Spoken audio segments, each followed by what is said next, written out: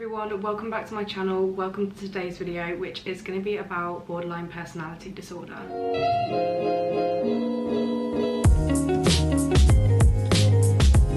This video isn't going to be a really happy, jolly video, so I have got my emotional support cup of tea. I just want to say, if you are not in a good mindset, please do not watch this video. I am going to be keeping it very brief. I'm not going to be going into any graphic details, but I am not going to be romanticising this disorder, so I am going to be touching on topics such as self-harm and suicide. This video is actually quite difficult for me to film because I'm not ashamed of it, but it's quite a lot to just talk about it openly and to be uploading this onto the internet, so I'd really appreciate if the comments were kind. This video is going to be split up into 3 sections, so I'm first going to talk about what BPD actually is. We're going to break down some of the stigma and the misconceptions about this disorder. Then we're going to talk about my experience of the symptoms and how this affects me in my life. And then we're going to touch on how to help somebody with BPD, and if there's anybody that you know, this is how to help them, or how you can help yourself with this disorder as well. And finally, this video is not meant to be a pity me video. I don't want any sympathy.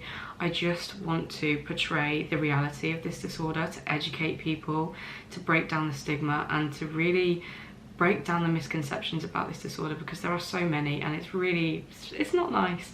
And I just want to share this part of my life because it's nothing to be ashamed of, and I want people out there who have this disorder to feel less alone, because, you know, we all have a brain. It can get poorly at times, and this is just me being open and honest and sharing my experience with it. So I'm going to keep looking down at my phone because I have made some notes, and I'm also going to be using an NHS website to give you the full information because I don't want to get this wrong. Borderline personality disorder, BPD, is a personality disorder, and it's a disorder of the mood and how a person interacts with others.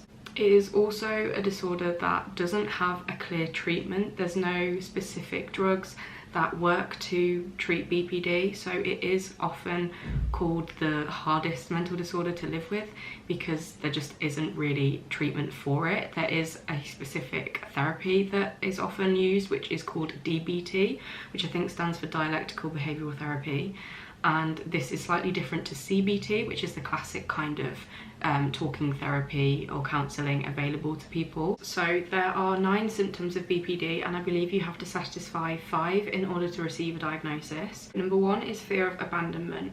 People are often terrified of being abandoned or left alone. Even something as innocuous as a loved one arriving home late for work can trigger intense fear. And unfortunately, this behaviour tends to have the opposite effect, so you can drive others away to kind of prevent that abandonment from happening. You kind of get ahead of it. Number 2 is unstable relationships. So people with BPD tend to have relationships that are intense and short-lived. You may fall in love quickly and believe that a new person is the only way to make you feel whole. And due to the other symptoms, the unstable relationships can form from the other symptoms, such as your emotions being so intense. It can obviously be a lot for other people around you. People with BPD also often have an unclear or shifting self-image. So your sense of self is unstable. Sometimes you may feel good about yourself, sometimes you hate yourself. You don't have a clear idea of who you are or what you want in life, and I will touch on this in my experience. Number 4 is impulsive, self-destructive behaviours. So people often may engage in harmful, sensation-seeking behaviours, may impulsively spend, binge eat, or drive recklessly, shoplift. Number 5 is self-harm. Suicidal behaviour and deliberate self-harm is common in people with BPD. It can include thinking about suicide, making suicidal gestures or threats, or actually carrying out an attempt. Number 6 is extreme emotional swings. So unstable emotions and moods are very common in BPD. One moment you may feel happy, and then literally the next you may feel completely and utterly really sad. These mood swings are intense, but they tend to pass fairly quickly, unlike the emotional swings of depression or bipolar disorder, usually lasting just a few minutes or hours. So this change in the emotions is a lot quicker than in bipolar disorder. This is a clear distinction between the two. Number 7 is chronic feelings of emptiness. People with BPD often talk about feeling empty, as if there's a hole or a void inside of them. You may feel as if you're nothing or nobody, and this feeling is uncomfortable, so you might try and fill the void with things like drugs, food, or sex. Number 8 is explosive anger. If you have BPD, you may struggle with intense anger. You may also have trouble controlling yourself once the fuse is lit, such as yelling, throwing things, or becoming completely consumed by rage. However, it's important to note with this that the anger isn't always directed outwards. It can be anger towards yourself, which can lead to obviously the self-harming behaviour. Number 9 is feeling suspicious or out of touch with reality. So this can kind of touch in 2 different ways. So people with BPD often struggle with paranoia or suspicious thoughts. However, when under stress, you may lose touch with reality, and this is where dissociation is a symptom. So you may feel foggy, spaced out, or as if you're living outside of your own body. Okay, so now let's get into my experience. I'm gonna need a sip of tea for this because I'm scared. So, as you may know, I've struggled with my mental health for years. Since I was about 13 is when it started. And when I moved to uni, things kind of got worse. I started to notice these different symptoms that I was kind of experiencing. And I obviously knew about BPD because I'm a psychology student. But during this time, I kind of started to draw parallels between my symptoms and BPD. And I kind of thought to myself, okay, this seems like it fits what I'm experiencing. So I did more research about it, and at the time I was having therapy. I was having CBT. So over the course of my depression and anxiety, I have had CBT many times, and it never really worked for me. I never got on with it very well, and now realizing, like, having a BPD diagnosis, I can now see why CBT didn't work for me, because it's just not the appropriate therapy for someone with BPD. I need DBT, which is what I'm waiting for. So I said to my CBT therapist that I think I might have BPD, and I kind of asked her, is there a way that I can get a diagnosis or see, like, have an assessment for it? She advised me to go to my GP, and I went to them, and there was nothing they could do really. They kind of dismissed it, didn't really give me an assessment. They didn't give me an assessment. So the GP wasn't that helpful, so I wouldn't recommend doing that. So I went back to my CBT therapist and said they didn't do anything. They said that it was up to my CBT therapist to do something about it.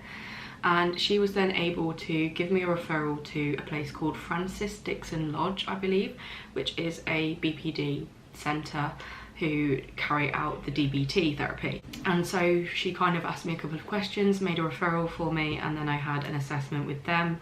They quickly gave me an answer at the end of that assessment. They said, yes, you do have BPD. And then I was put on a waiting list, which they said could be about 2 years for the therapy, and that is what I'm currently waiting for. So I actually have a clip where I filmed myself literally after I received my BPD diagnosis, so I will insert this here. I was diagnosed with BPD today. There's so much stigma around BPD that I want to use my platform, no matter how small my following is, to spread awareness and to give somebody an insight into it, to break down that stigma. It's difficult to let it sink in, but there is so much relief that has come from it. Finally having an answer to so many different things that I thought was wrong with me, or that I just couldn't explain, and I thought, you know, because there's not one thing that captures it all, that there's so much wrong with me.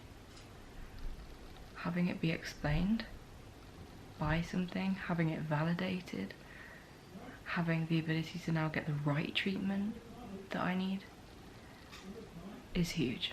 I have BPD. I am borderline. I have borderline personality disorder. I have BPD. There's such mixed feelings. It's really mixed feelings. I guess I'll see you guys when I make a proper video about it. Bye. So, let's get into my experiences with the symptoms. I'm going to start off with the intense emotions. This is something that I really struggle with, and it's hard. It's really hard. I'm not going to romanticize this or glamorize this at all.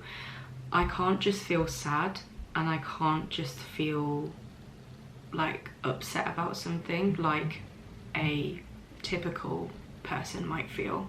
So it can be the smallest thing, or it can be a big thing.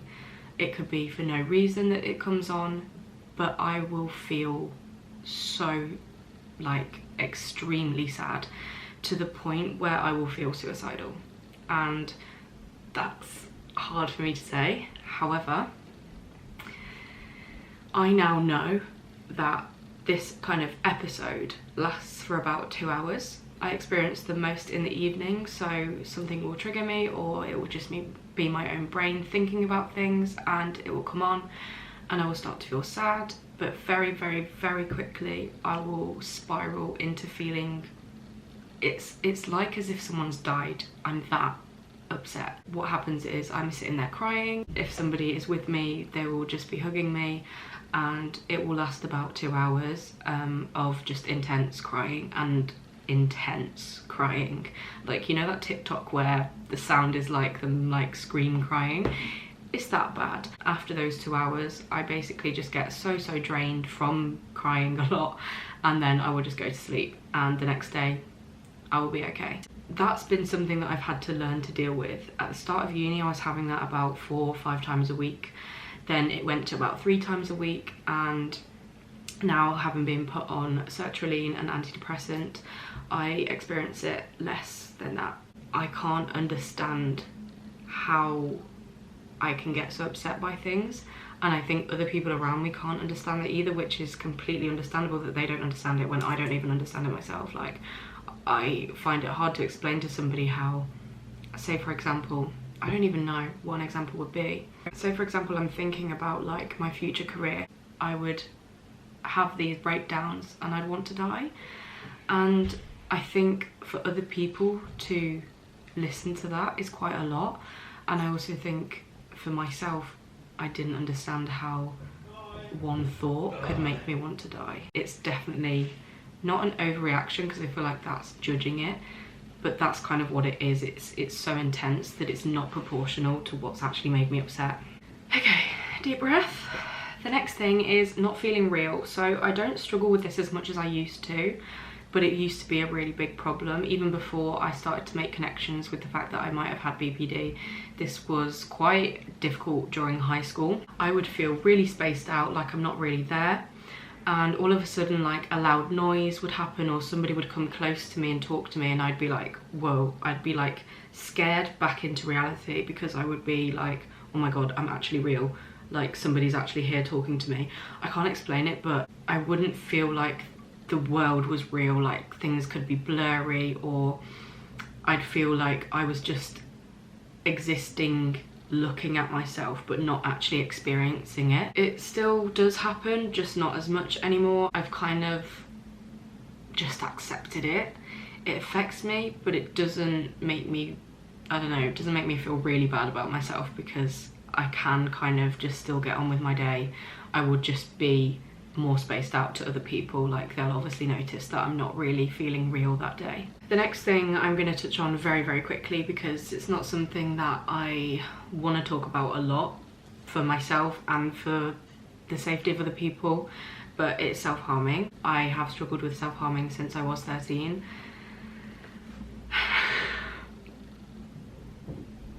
I can't believe I'm actually going to say this online. I still struggle with it, unfortunately. I do. There has been periods where it's not been as bad, there's been periods where it's been worse, and self-harm is a symptom of BPD.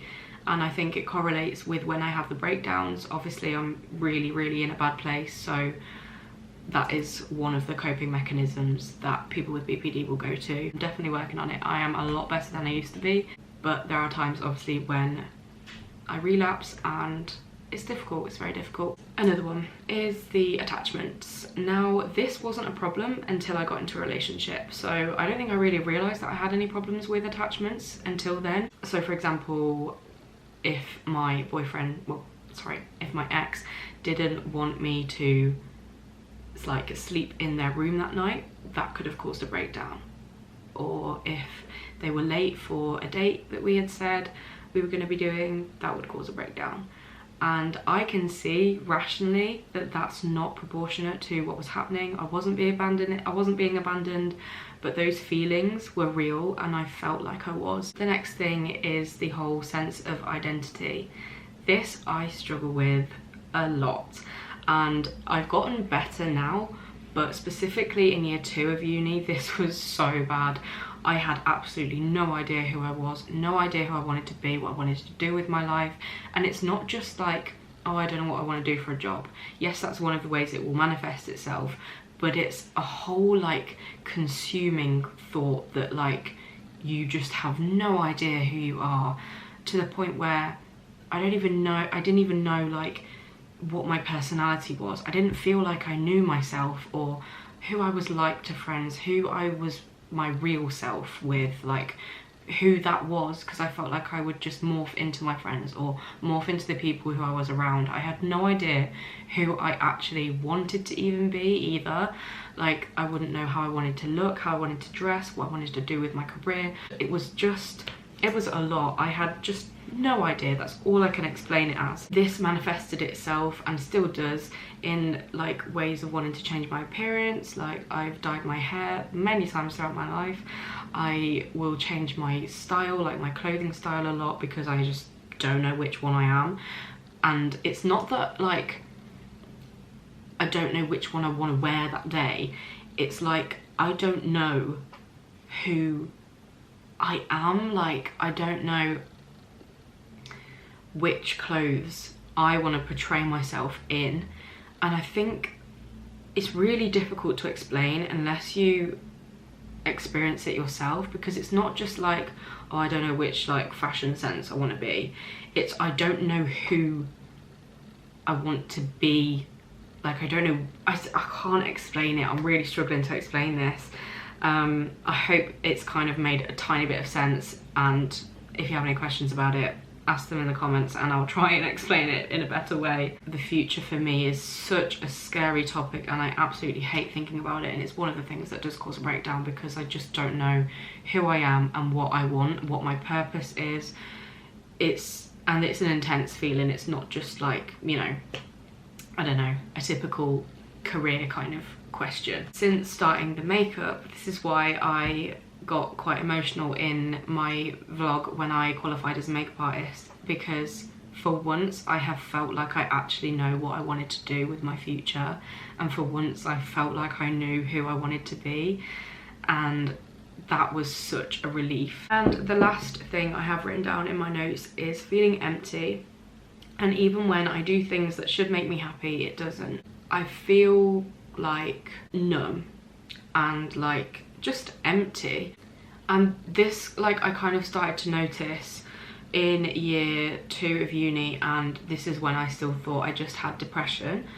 I would kind of feel like I would be doing these tasks like painting my nails, going and seeing friends, watching something nice on Netflix, doing these things that should have and would have normally made me happy, and they weren't. I kind of put that down to my depression. I realise now that it's the BPD manifesting itself in feeling empty, because I would try and do things to fill that hole, to fill that void, and it just wouldn't. I will feel very empty when I'm on my own and like I don't know what to do with myself, and I'll try and do things to fill that hole, to make me feel something, to make me feel an emotion, whether that's sad or happy, and it just won't, often than not. Okay, I think I have talked about everything. I feel like I am missing some things, and obviously I haven't gone into massive amounts of detail about certain things, but if you do have any questions, please leave them in the comments and I will reply to them. So now let's get into how we can help somebody with BPD. I think in terms of the breakdowns and the intense mood swings, when somebody is in that really low state of feeling like they don't want to be here and really, really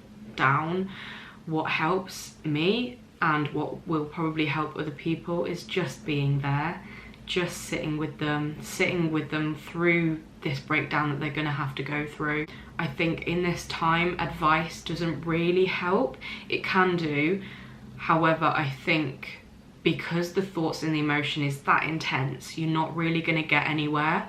So I think the main thing to do is to just be with them, to make sure that they're safe, and to listen to anything that they want to tell you, just to make sure that they don't feel like they are alone.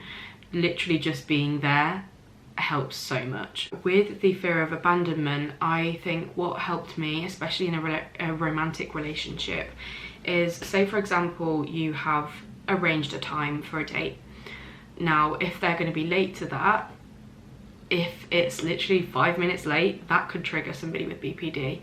So all you need to do is go to them and say, hey, I'm really sorry, I just need to go and eat my dinner, I just need to finish up this thing that I'm doing, I'm not abandoning you, this doesn't mean that I don't want to spend any time with you, I'm still going to be there, you know, I'm still going to show up, this doesn't mean that I don't love you, it doesn't mean I don't care about you, I just need to go and finish my dinner. And that will prevent somebody from feeling like they're being abandoned, because you've communicated, you've told them, I'm still going to show up for you, I'm still going to be there, I'm just doing this other thing for now. It doesn't mean that I don't care about you, it doesn't mean I don't love you, because they are the thoughts that they'll be having. So there are ways that you can help someone with BPD, but now I want to touch on how you can help yourself with BPD. Knowing that it will pass, so when these breakdowns and these intense emotions occur, remembering that they are going to pass, that this isn't actually your rational mind speaking, it's the emotion speaking, and that in a couple of hours or even an hour you will be okay again and it will pass. So just to get through that really hard time, knowing and remembering that it's going to pass, it is really, really helpful. And the second thing is to make yourself a pretty little jar. Now, I had a lot of fun making this, and this was recommended to me by my CBT therapist, and it's honestly great. So this is for self-harm or just the intense emotions anyway. In here I've got some bio oil, I've got a fiddly tool, like it's just like this fiddly ladder thing, and then I've got a snap watch, you know, one of those like snap bracelets that you snap on your wrist. I also have one of the like tangle fiddler things. Let me get it. It's this thing, and obviously you can tell that I use it because it's not actually in the jar, it's literally just like kept on the side. This thing helps me so much and it feels like I'm a little kid, and like, you know, I don't know, I feel quite like embarrassed to show this and say that this helps me, but it really does. And if this is going to help somebody else, then I'm just being honest. Honestly, if you haven't tried this and you have BPD, try it. Or if you struggle with self-harm, this is, honestly, it's really great. That is everything. I really hope that this video has helped somebody feel less alone, has helped educate somebody, break the stigma. You know, we're not these really aggressive criminals that just are like hell to be around. I'm proud of myself for filming this because I've wanted to for a while, but I've been scared. But yeah, if you're struggling or you think you have BPD, talk to your GP, talk to a friend, talk to me, talk to just anybody, and you are not alone. Please comment down below if you have any questions or anything you want to discuss in the comments, and I'll be really happy to talk about this because it should be talked about. Everybody experiences mental health problems, well, mostly everybody, and it's nothing to be embarrassed about. So yeah, I really hope you guys enjoyed this video, even though it's been a slightly different one, a slightly deep one, and hopefully I will see you in my next one. Take care of yourselves.